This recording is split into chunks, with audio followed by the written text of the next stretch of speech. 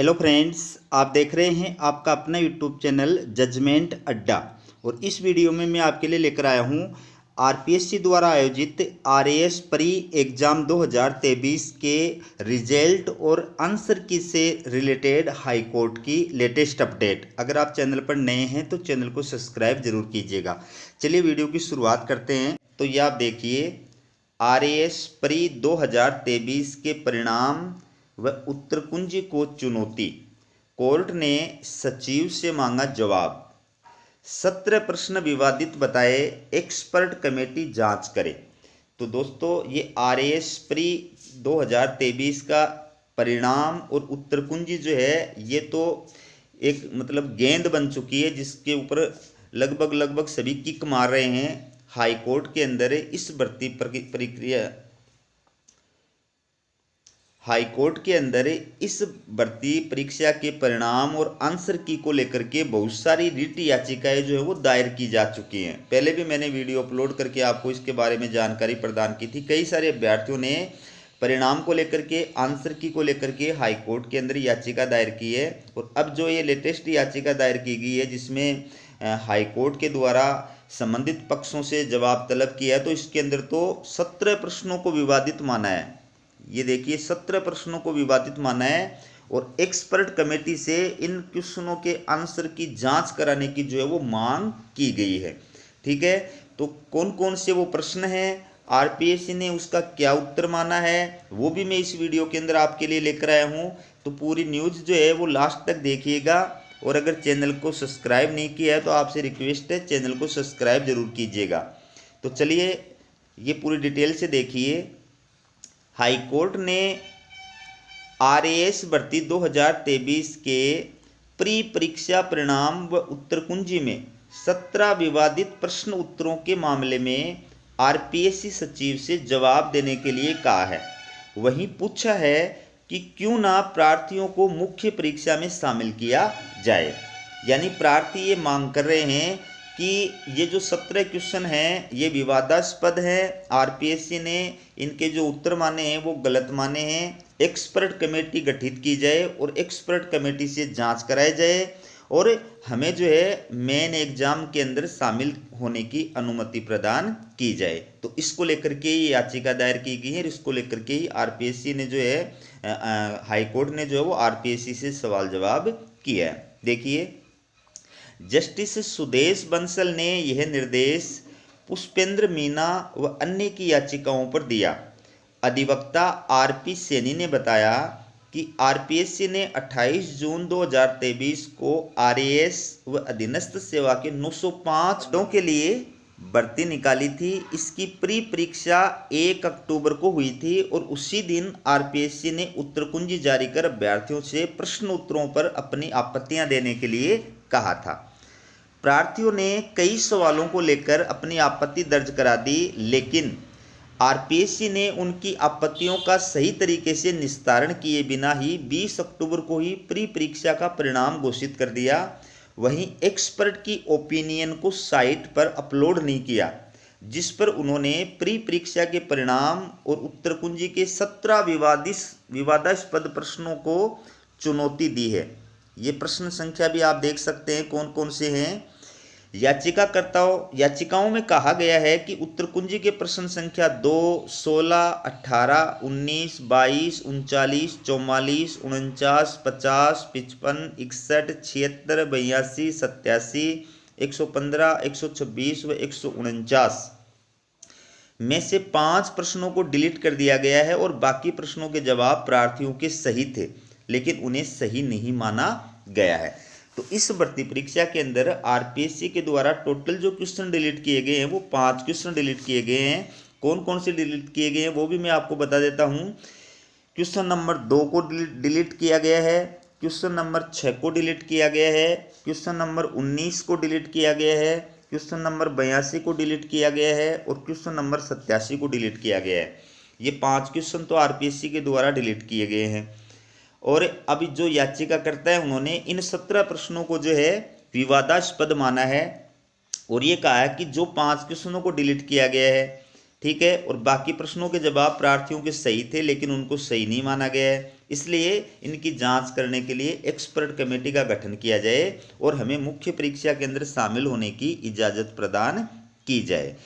तो वो 17 क्वेश्चन कौन कौन से हैं, आरपीएससी ने उनका क्या आंसर माना है, वो भी मैं आपको इस वीडियो के अंदर दिखाऊंगा। पूरा वीडियो लास्ट तक देखिएगा।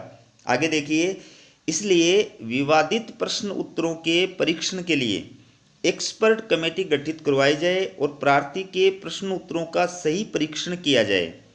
वहीं अस्थायी तौर पर उन्हें मुख्य परीक्षा में भी शामिल किया जाए। तो मेन एग्जाम्स के अंदर शामिल करने की मांग की गई है। साथ ही साथ में इन विवादास्पद क्वेश्चनों की आंसरों की जो है जांच करने के लिए एक्सपर्ट कमेटी गठित करने की भी हाई कोर्ट से जो है याचिकाकर्ताओं ने मांग की है। अब आपके लिए मैं लेकर आया हूँ वो क्वेश्चन जो आरपीएससी के द्वारा याचिकाकर्ताओं के द्वारा विवादास्पद माने गए हैं। तो पहला क्वेश्चन आप देख सकते हैं, ये 2 नंबर का क्वेश्चन है जिसको विवादास्पद माना गया है। गलत युग्म का चयन कीजिए। ठीक है, तो इस क्वेश्चन को आरपीएससी ने क्या कर दिया है, डिलीट कर दिया है। इस क्वेश्चन को आरपीएससी ने डिलीट कर दिया है। ठीक है, आप इसको पढ़ सकते हैं। इसके बाद में जो विवादास्पद क्वेश्चन माना गया है वो है क्वेश्चन नंबर 16 का। इसमें क्या कहा गया है, मेनका गांधीवाद 1978 में उच्चतम न्यायालय के फैसले के बाद अनुच्छेद 21 के न्यायिक निर्वचन के संबंध में त्रुटिपूर्ण कथन को पहचानिए। तो पहला कथन है इसमें, यह भार याचिकाकर्ता पर है कि वह सिद्ध करे कि जिस कानून की प्रक्रिया से उसे उसके जीवन या दैहिक स्वतंत्रता से वंचित किया गया है वह स्वेच्छाचारी है। दूसरा कथन है, कानून द्वारा स्थापित प्रक्रिया, ठीक है, संयुक्त राज्य अमेरिका में विद्यमान उचित प्रक्रिया के मोटे तौर पर समानार्थक है। फिर अनुच्छेद 21, 19 व 14 परस्पर अनन्य नहीं हैं। अगला कथन है, जीवन का अधिकार, ठीक है, जीवन का अधिकार में गरिमा के साथ जीने का अधिकार भी शामिल है। तो ये जो क्वेश्चन है 16 नंबर का, इसका जो आरपीएससी ने उत्तर जो माना है वो क्या माना है, 1 नंबर माना है, त्रुटिपूर्ण कथन पहचानना है। यानी पहले नंबर का जो ऑप्शन दिया हुआ है इसको त्रुटिपूर्ण माना है, गलत माना है। बाकी तीनों जो कथन है इसको सही माना है। ठीक है, जबकि याचिकाकर्ताओं ने इसको विवादास्पद माना है। अब अगला क्वेश्चन है 18 नंबर का, ये आप देख सकते हैं, ये 18 नंबर का क्वेश्चन है जिसको विवादास्पद माना है। राज्यसभा के संबंध में त्रुटिपूर्ण कथन को पहचानिए। ये राज्यसभा के बारे में 4 कथन दिए गए। पहला कथन है, डॉक्टर एस राधाकृष्णन राज्यसभा के एकमात्र सभापति हैं जो लगातार 2 कार्यकाल इस पद पर रहे। दूसरा कथन है, प्रथम संविधान संशोधन के लिए राज्यसभा का अनुसमर्थन नहीं लिया गया था। तीसरा है, वर्तमान में संघ राज्य क्षेत्रों में 8 सदस्य राज्यसभा में निर्वाचित होते हैं। चौथा है, 3 अवसरों पर राज्यसभा और लोकसभा की संयुक्त बैठक आयोजित हुई है। तो ये क्वेश्चन नंबर 18 का जो है, इसमें आरपीएससी ने जो त्रुटिपूर्ण कथन माना है वो 1 नंबर को माना है, 1 नंबर को। ठीक है, डॉक्टर एस राधाकृष्णन राज्यसभा के एकमात्र सभापति हैं जो लगातार 2 कार्यकाल इस पद पर रहे, इसको त्रुटिपूर्ण माना है, मतलब इस उत्तर को सही माना है। लेकिन याचिकाकर्ता जो है वो इस क्वेश्चन को विवादास्पद मान रहे हैं और एक्सपर्ट कमेटी से जांच कराने की मांग कर रहे हैं। ये 19 का क्वेश्चन है। क्वेश्चन क्या है वो देखिए आप, अविश्वास प्रस्ताव के संबंध में निम्नांकित में से कौन सा कथन सही नहीं है। अविश्वास प्रस्ताव के संबंध में इसमें से गलत कथन बताना है। तो 15 अगस्त 2023 तक 27 अविश्वास प्रस्ताव, 9 विश्वास प्रस्ताव रखे गए हैं। लाल बहादुर शास्त्री ने अपने कार्यकाल के प्रतिवर्ष अधिकतम अविश्वास प्रस्तावों का सामना किया था। ठीक है, तीसरा कथन है, जो सदस्य अविश्वास प्रस्ताव रखना चाहता है उसे उसकी सूचना लिखित में लोकसभा स्पीकर को देनी होती है। और 5वां कथन है, अविश्वास प्रस्ताव केवल लोकसभा में ही रखा जा सकता है। तो ये जो क्वेश्चन है 19 का, इस क्वेश्चन को आरपीएससी ने डिलीट कर दिया है। ठीक है, जबकि याचिकाकर्ताओं ने इस क्वेश्चन को विवादास्पद माना है। अगला जो क्वेश्चन है वो है 22 नंबर का, जिसको याचिकाकर्ताओं ने विवादास्पद माना है। देखिए क्वेश्चन क्या है। निम्नांकित में से किस आयोग ने अंतरराज्य परिषद के स्थान अंतर सरकार परिषद स्थापित करने की अनुशंसा की थी? ठीक है, तो इसके अंदर ये चार ऑप्शन है। राजमन्नार आयोग, पुंछी आयोग, प्रशासनिक सुधार आयोग 1969 और सरकारी आयोग। इसमें आरपीएससी ने 4 नंबर का जो ऑप्शन है इसको सही माना है, जबकि याचिकाकर्ताओं ने इसको विवादास्पद माना है। अगला क्वेश्चन है 39 नंबर का। ये देखिए, निम्नलिखित में से कौन सा समीकरण सकल राजकोषीय घाटे के सूत्र को दर्शाता है? ठीक है, तो इसके अंदर सकल राजकोषीय घाटा बराबर प्राथमिक घाटा प्लस विदेशों से प्राप्त शुद्ध उधार। दूसरा है सकल राजकोषीय घाटा बराबर कुल व्यय माइनस राजस्व प्राप्तियां। तीसरा है सकल राजकोष घाटा बराबर राजस्व घाटा प्लस पूंजी व्यय। और चौथा है सकल राजकोषीय घाटा बराबर शुद्ध घरेलू उधार प्लस आरबीआई से उधार प्लस विदेशी उधार। तो ये 39 नंबर का क्वेश्चन है। इसमें आरपीएससी ने जिस क्वेश्चन को सही माना है, जिस आंसर को सही माना है वो है 4 नंबर का। 4 नंबर का आंसर है सकल राजकोषीय घाटा बराबर शुद्ध घरेलू उधार प्लस आरबीआई से उधार प्लस विदेशी उधार। इसको आरपीएससी ने सही माना है, लेकिन याचिकाकर्ताओं ने इसको विवादास्पद माना है। अगला क्वेश्चन है 44 नंबर का। यह आप देखिए, औषधि क्षेत्र के संबंध में निम्न में से कौन सा कथन सही नहीं है? औषधि क्षेत्र के संबंध में पहला कथन है भारत वैक्सीन निर्माण में वैश्विक उत्पादन में 80% हिस्सेदारी रखता है। दूसरा है भारत वैश्विक स्तर पर जेनेरिक दवाओं का सबसे बड़ा प्रदाता है। तीसरा है औषधीय उत्पादों के उत्पादन में मूल्य के हिसाब से भारत दुनिया में 14वें स्थान पर है। और चौथा है औषधीय उत्पादों के उत्पादन में मात्रा के आधार पर भारत दुनिया में 3रे स्थान पर है। ये 44 नंबर का क्वेश्चन। और इस क्वेश्चन के अंदर सही कथन कौन सा नहीं माना है, सही कथन कौन सा नहीं है, तो इसमें आरपीएससी ने जो आंसर माना है वो 1 नंबर का माना है। यानी ये कथन है, ये सही नहीं माना आरपीएससी ने, ये उत्तर है इसका। लेकिन याचिकाकर्ताओं ने इस क्वेश्चन को विवादास्पद माना है। ठीक है, अगला क्वेश्चन है 49 नंबर का। ये आप देख सकते हैं, राजस्थान में अटल भूजल योजना के लिए निम्न में से कौन सा या कौन से कथन सही है या सही हैं? पहला है अटल भूजल योजना भारत सरकार की वित्तीय सहायता से राजस्थान सरकार द्वारा चलाई जा रही है। दूसरा है इस योजना का फोकस भूजल प्रबंधन में सुधार करना और उसके गिरते स्तर को रोकना है। ठीक है, ये नीचे कूट दिए गए हैं, इनमें से सही कूट का चुनाव करना है। तो आरपीएससी ने इसका जो उत्तर माना है वो माना है 2 नंबर का, यानी केवल बी। सही कथन कौन सा है? केवल बी कथन सही है, 2 नंबर वाला। ये कथन आरपीएससी ने सही माना है, लेकिन याचिकाकर्ताओं ने इस क्वेश्चन को विवादास्पद माना है। फिर क्वेश्चन है 50 नंबर का। ये आप देखिए, राजस्थान की मुख्यमंत्री लघु उद्योग प्रोत्साहन योजना के बारे में निम्न में से कौन सा तथ्य सही नहीं है? गलत कथन आपको इसमें बताना है। तो इस योजना में लघु क्षेत्र के उद्यमियों को 15 करोड़ तक के ऋणों पर 4% का ब्याज अनुदान दिया जा रहा है। दूसरा कथन है इसके बारे में, इस योजना में लघु क्षेत्र के उद्यमियों को 10 करोड़ तक के ऋणों पर 5% का ब्याज अनुदान दिया जा रहा है। तीसरा कथन है इसका, इस योजना में लघु क्षेत्र के उद्यमियों को 5 करोड़ तक के ऋणों पर 6% तक का ब्याज अनुदान दिया जा रहा है। और चौथा कथन है, इस योजना में लघु क्षेत्र के उद्यमियों को 25 लाख तक के ऋणों पर 8% तक का ब्याज अनुदान दिया जा रहा है। तो ये जो क्वेश्चन है 50 नंबर का, इसका आरपीएससी ने जो उत्तर माना है वो 1 नंबर का माना है। ठीक है, 1 नंबर का उत्तर जो है वो सही माना है, लेकिन याचिकाकर्ताओं ने इस क्वेश्चन को विवादास्पद माना है। अगला है 55 नंबर का क्वेश्चन। ये आपके सामने 55 नंबर का क्वेश्चन है।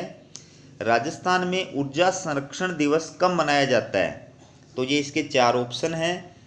इसका जो आरपीएससी ने उत्तर माना है वो 1 नंबर का माना है 14 दिसंबर, जबकि याचिकाकर्ताओं ने इस क्वेश्चन को विवादास्पद माना है। अगला जो है 61 नंबर का क्वेश्चन है। क्वेश्चन देखिए, निम्नलिखित में से कौन सी योजना ग्रामीण क्षेत्रों को सामाजिक, आर्थिक और भौतिक रूप से टिकाऊ क्षेत्र बनाने का प्रयास है? उत्तर है श्यामा प्रसाद मुखर्जी रूर्बन मिशन, फिर है महात्मा गांधी जन भागीदारी विकास योजना, फिर है डोंग क्षेत्र विकास कार्यक्रम, फिर है सांसद आदर्श ग्राम योजना। तो आरपीएससी ने इसका जो आंसर माना है वो 1 नंबर का सही माना है। ठीक है, 1 नंबर के आंसर को आरपीएससी ने सही माना है, लेकिन याचिकाकर्ता इस क्वेश्चन को विवादास्पद मान रहे हैं, इस आंसर को विवादास्पद मान रहे हैं। अगला क्वेश्चन है 76 नंबर का। ये देखिए आप, इनमें से कौन सा समूह है मिलेट्स यानी श्री अन्न फसलों का है? तो बाजरा, मक्का, कोदो, जवार। दूसरा है रागी, बाजरा, कोदो, मूंग। तीसरा है कोदो, बाजरा, मक्का, कांगनी। और चौथा है जवार, कोदो, कांगनी और रागी। तो आरपीएससी ने इसका जो आंसर माना है वो 4 नंबर का सही माना है। ठीक है, ये सही माना आरपीएससी ने, लेकिन याचिकाकर्ताओं ने इस क्वेश्चन और इसके आंसर को क्या माना है? विवादास्पद माना है। अगला जो क्वेश्चन विवादास्पद माना है ये 82 नंबर का। ये आप देख सकते हैं, नीचे दिए गए कथन का अध्ययन कीजिए, फिर निश्चित कीजिए कि तार्किक रूप से कौन सी सुझाई गई कार्यवाही या कार्यवाहियां अनुसरण करती हैं या करती हैं। तो पहला कथन है मौसम विभाग ने अगले वर्ष के मानसून के दौरान कम वर्षा का अनुमान लगाते हुए एक अधिसूचना जारी की है। ठीक है, अब कार्यवाही देखिए, इससे रिलेटेड कार्यवाही है सरकार को प्रभावित क्षेत्रों में जल उपलब्ध कराने के लिए प्रबंध करना चाहिए। सेकंड है संभावना को देखते हुए किसानों को तैयार रहने के लिए सलाह देनी चाहिए।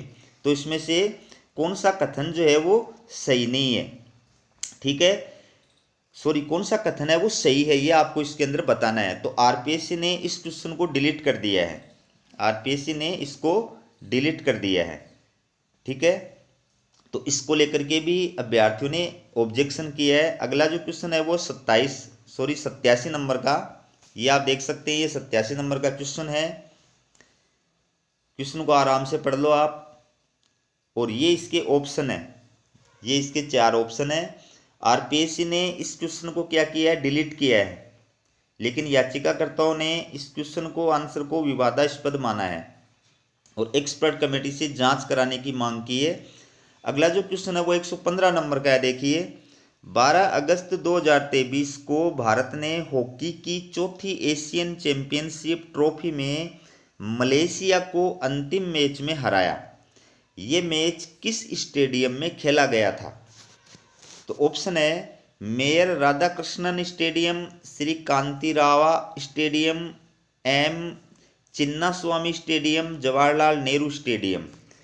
इसका जो आरपीएससी ने सही उत्तर माना है वो 1 नंबर का माना है, मेयर राधाकृष्णन स्टेडियम। इसको आरपीएससी ने सही माना है, लेकिन याचिकाकर्ताओं ने इस क्वेश्चन को आंसर को विवादास्पद माना है और एक्सपर्ट कमेटी से इसकी जांच कराने की मांग की है। अगला जो विवादास्पद क्वेश्चन माना है वो है 126 नंबर का। ये आप देखिए, झाड़ोल, उदयपुर, कुराड़ा, नागौर और सांबणिया बीकानेर में क्या समानता है?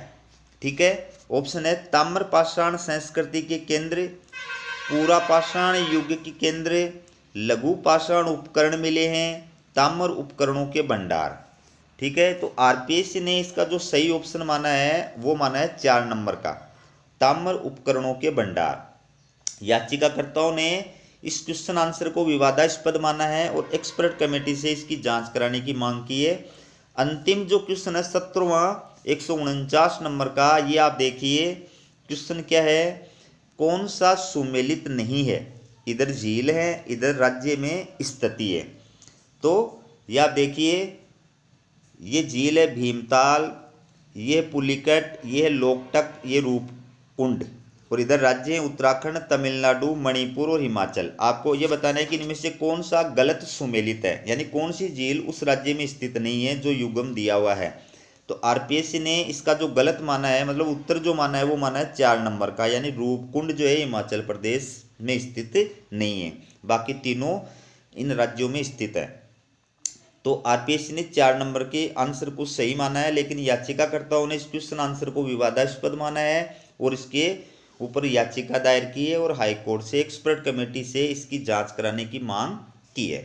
तो ये थी आपके लिए वो 17 विवादास्पद क्वेश्चन जिनको लेकर के याचिकाकर्ताओं के द्वारा हाईकोर्ट के अंदर याचिका दायर की गई है और हाईकोर्ट से ये मांग की गई है कि इन क्वेश्चनों के जो आंसर आरपीएससी ने माने सही, वो एक्चुअल में सही नहीं है, वो विवादास्पद है। साथ ही साथ में जो 5 क्वेश्चन डिलीट किए गए हैं वो भी विवादास्पद है। इसलिए इस पूरे पेपर की आंसर की जांच कराने के लिए एक एक्सपर्ट कमेटी गठित की जानी चाहिए।